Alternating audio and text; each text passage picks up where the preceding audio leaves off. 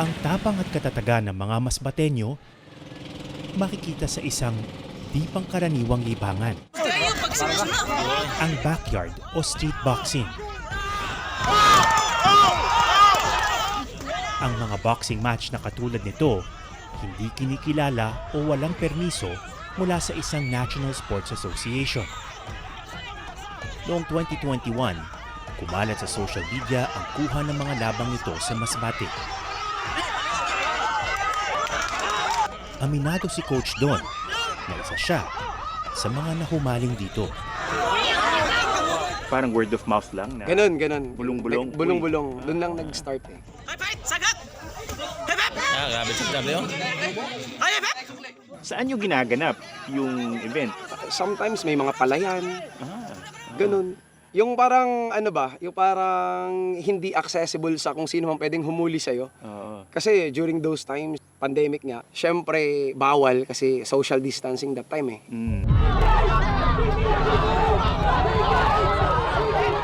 Iba yung adrenaline eh. For us, na mga boxing enthusiast. Kitang-kita. Nagkakapunitan pa nga ng ng mukha. Nagkakabasagan talaga.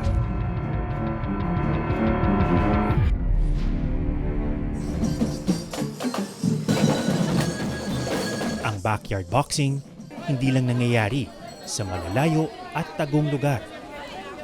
Uso rin ito sa lungsod.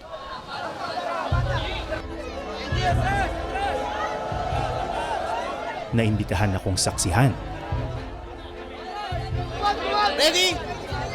Ang isa sa mga ito sa Maynila. Isang pagtutuos ang ikinasa ng mga batang tondo.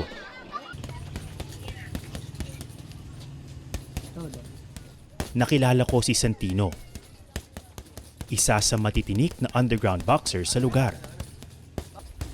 Sa 15 laban niya, hindi pa raw siya natatalo.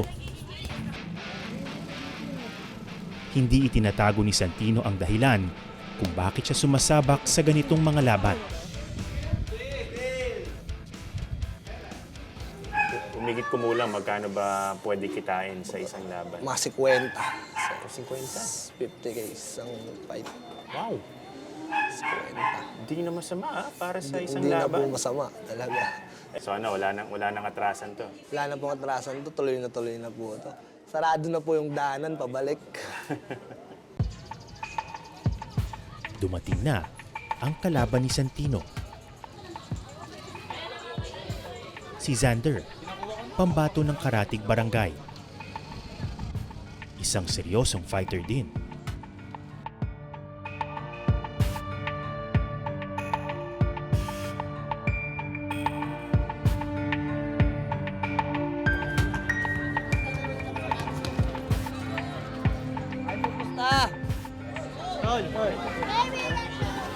Ay, laki!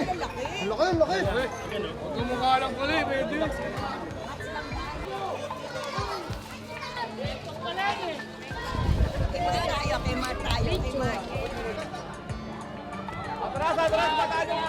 Ito, magsisimula na yung laban. Dito lang tayo sa basketball court na nasa gitna ng kalsada. Tipon-tipon na yung buong komunidad. At merong certain energy in the air. Energy ng anticipation. Excitement.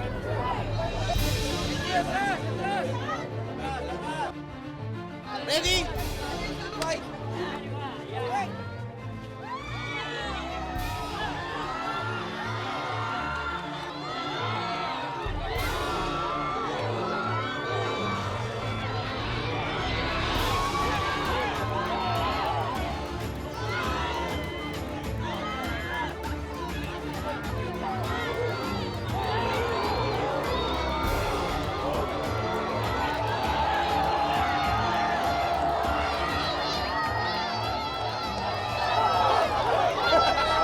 Grabe.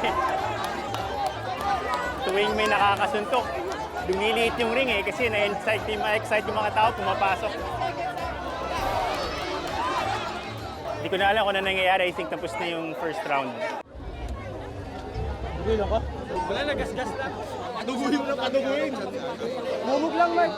Sa ngayon, pareho na silang nasuntok. Hindi malinaw sa akin kung sino ang lamang. Posibleng si Santino.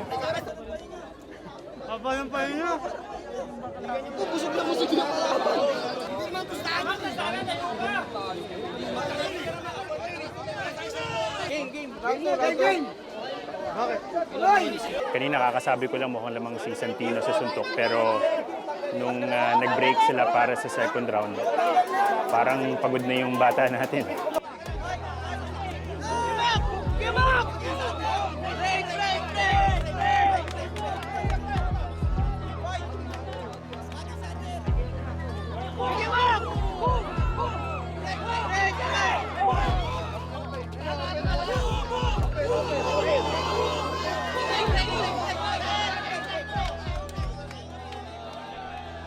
Sa kalagitnaan ng second round, bigla nilang itinigil ang laban.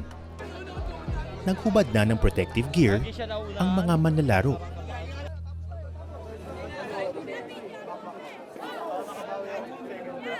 Ano nangyari? Ano nangyari? Kung saan gloves? Ano nangyari? Ha? Sa cardio daw. Sa hindi kayang tuloy-tuloy. Eh sa akin po, disadvantage naman yun. Nag-train nga po ako para yung mga round kaya kong buuin eh. Okay. Para pagpagod na yung kalaban, saka ako babawi. So anong resulta? Sino ang umayaw? Pagka ganyan po, talongin po natin sila. Kasi unofficial naman po ito. Ano na pagdesisyonan sa laban? Wala, tabla. Kasi po, hindi naman nasunod yung yung gusto namin eh. Ano ba gusto ninyo? May pusta po sana.